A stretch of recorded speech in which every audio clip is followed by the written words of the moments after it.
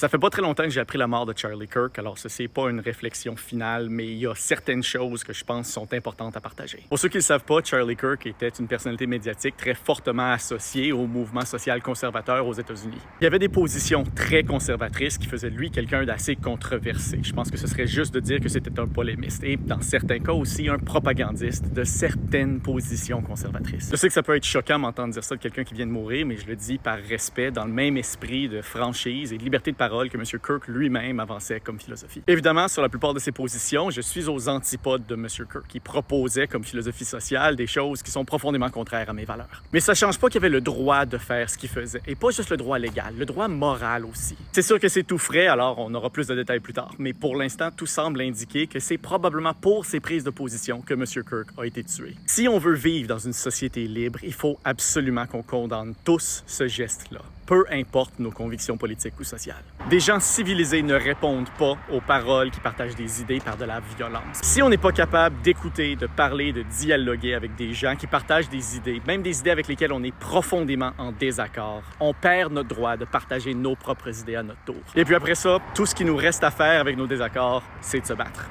Et ça, il n'y a personne qui en sort gagnant.